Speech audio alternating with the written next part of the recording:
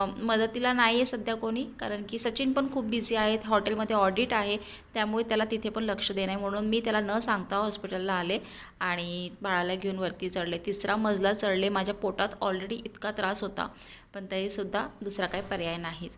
तर शेवटी कसं आहे, आईचं जीवन म्हणतो ना आपण, ती कधीच म्हणजे रिलॅक्स नसते.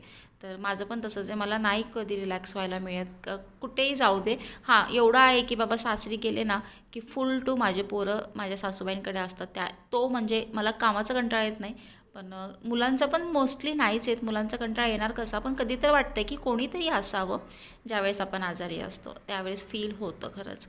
तर असो, नवऱ्याला पण काही मी त्रास नाही देते, कारण की का, ऑडिट पण तेवढंच महत्त्वाचं आहे. अजून पुढचे 2 दिवस आहे तर फायनल. तर असू दे. आता मी भांडे घासून घेतले रात्रीचे. जेवणाचे भांडे मी ठेवून देणार आहे तसेच, कारण माझ्यात काय स्टॅमिना नाही आहे. पण बाकीचे जे भांडे होते, चहाचे, स्वयंपाकाचे,